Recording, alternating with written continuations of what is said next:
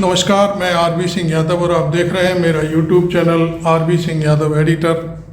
आज हम आपको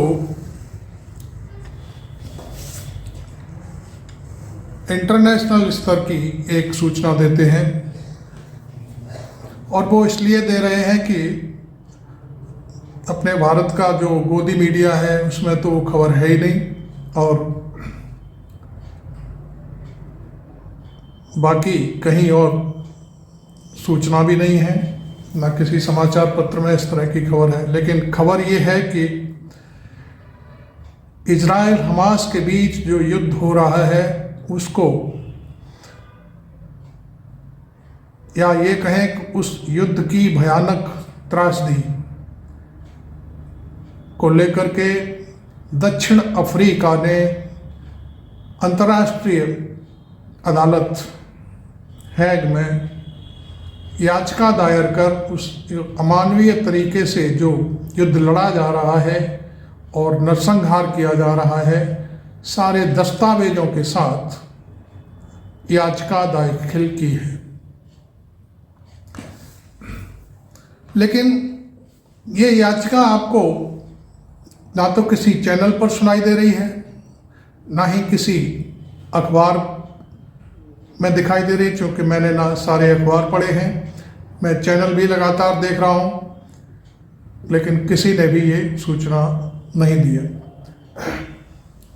अब सवाल उठता है कि दक्षिण अफ्रीका ने इस मामले में अगुवाई कैसे और क्यों की। आप जानते हैं दक्षिण अफ्रीका नेल्सन मंडेला जी का देश है। जैसे हमारे देश के लिए महात्मा गांधी का देश कहा जाता है और उनके सिद्धांत भारत में लागू हैं, गांधीवाद लागू है, ऐसे ही दक्षिण अफ्रीका में नेल्सन मंडेला की कहानी, नेल्सन मंडेला के सिद्धांत और उनका नेल्सन मंडेला बाद पूरी तरह से माना जाता है वहाँ पर। और उसी के तहत साउथ अफ्रीका के जो वकील हैं उनकी लीगल टीम ने पूरी तैयारी के साथ, फोटोग्राफ्स के साथ, मरने वालों की संख्या के साथ, हमास के ऊपर हो रहे जुल्मों के जितने भी दस्तावेज वो दे सकते हैं उनके खिलाफ पूरी सूची तैयार की है और अंतर्राष्ट्रीय कोर्ट में दाखिल किया है। हम आपको वहाँ की लीगल टीम का जो एक वीडियो वायरल हो रहा है इंटरनेशनल स्तर के टीवी चैनल्स पर, वेबसाइट पर, वो दिखाने की कोशिश करेंगे, जिसमें आपको वहाँ के वकील अदालत के सामने बैठी भीड़ के बीच से उन दस्तावेजों को पढ़ रहे हैं जिसमें इजराइल ने वहाँ पर जो नरसंहार किया है उन सारी चीज़ों की व्याख्या की है। लीगल टीम का कहना है कि हमास के ऊपर ऐसा हमला किया गया है कि ना तो उन्हें बचने का कोई अब रास्ता सूझ रहा है। उनकी सारी एड बंद कर दी गई है, किसी भी देश के जरिए वहाँ पर रसद नहीं पहुँचाई जा सकती है, सारे रास्ते क्लोज कर दिए हैं, बंद कर दिए हैं। और उनका कहना है कि भूखों मरने के लिए पूरे हमास और पूरा जो इलाका है गाजा पट्टी का, उसको मरने के लिए छोड़ दिया है। उनकी लीगल टीम में दो महिला वकील भी हैं। उन्होंने महिलाओं के ऊपर हो रही पूरी त्रासदी का बाकायदे बखान किया है और उसके बाद कहा है अपनी प्रेयर में कि इंटरनेशनल कोर्ट चाहे तो हमें तत्काल कोई फैसला ना दे, लेकिन युद्ध पर वो दखल तत्काल दे, युद्ध को रोके। इसमें मैं आपको और क्लियर कर दूं कि चीन ने इस मामले में दक्षिण अफ्रीका का साथ दिया है। उसकी जो चेतावनी आई है उसमें कहा गया है कि सीज फायर होना बहुत ज़रूरी है और सारे रास्ते ओपन कर खोल दिए जाएं, नहीं तो वहाँ लाखों की तादाद में शायद जनता मारी जाएगी। हालांकि इस समय तक शायद 50 से 60 हज़ार तक बच्चे, महिला और नागरिक मारे जा चुके हैं। अभी तक जो हमें जानकारी मिली है, रसिया ने और दूसरे किसी मुस्लिम कंट्री ने अभी तक इस मामले में कोई अपनी प्रतिक्रिया नहीं दी है। लेकिन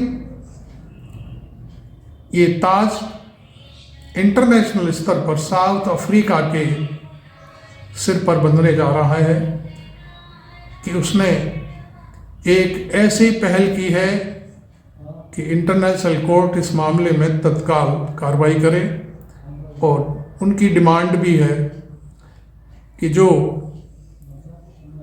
गाज़ा में लोग मारे जा रहे हैं वह कोई युद्ध नहीं है, वह पूरी तरह से नृशंस हत्याएं और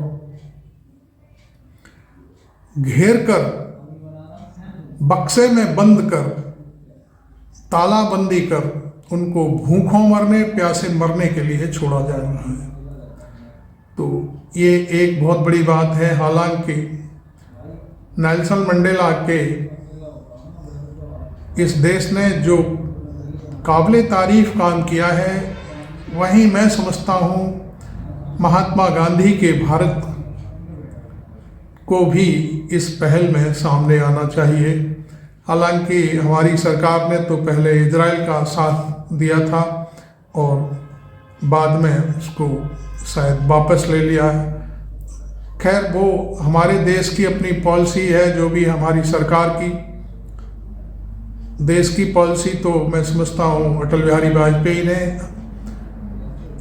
हमास को कहा, जो कुछ कहा हो ना कहा हो वो हम नहीं कह सकते, लेकिन उन्होंने हमास के निवासियों का जो देश है उसको हमेशा एक देश की संज्ञा दी थी। अटल बिहारी वाजपेयी जब विदेश मंत्री थे 1977 में, तब भी उनके कुछ बयानात अभी वायरल हो रहे हैं। और लेकिन वर्तमान में भारत सरकार पूरी तरह से चुप्पी साध गई है और वो इस मामले में दखल नहीं दे रही है। तो मैं समझता हूँ कि ये महात्मा गांधी के जो सिद्धांत थे उनके लिए जरूरी था। आप जानते हैं नेल्सन मंडेला 22 साल तक शायद जेल में रहे थे और उसके बाद जब वो जेल से छूटे थे तो वो भारत आए थे। और मैं आपको बता दूं वो आगरा भी आए थे और आपको बता दूं उन्होंने ताजमहल देखा था और ताजमहल जब देखा था तब मैं उनके साथ था। उन्होंने ताजमहल पर यहाँ की जो विजिटर बुक है उसमें साफ लिखा था ताजमहल दुनिया की एक शानदार इमारत है।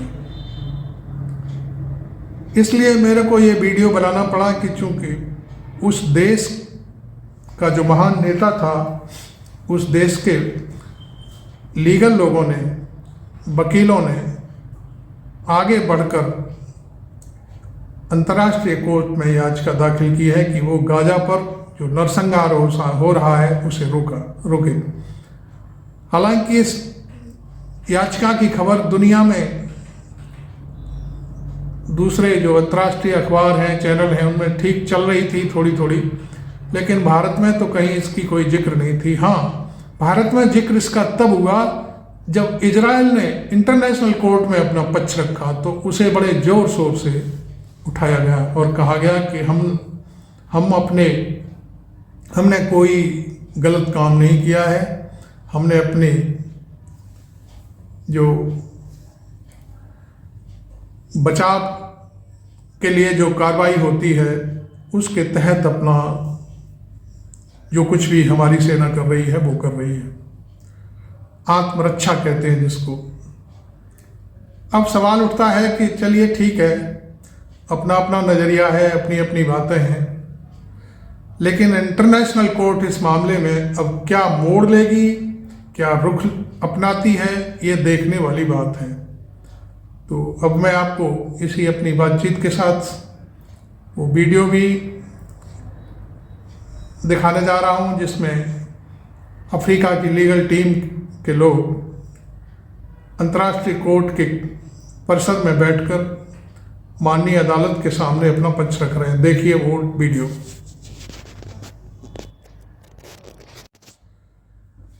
इंटरनेशनल स्तर पर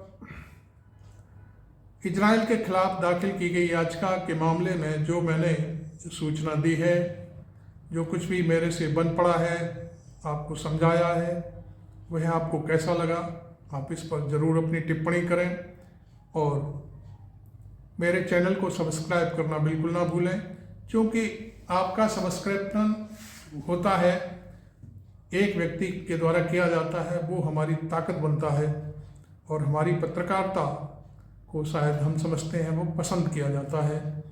हम इसीलिए कहते हैं कि आप हमको सब्सक्राइब ज़रूर करें।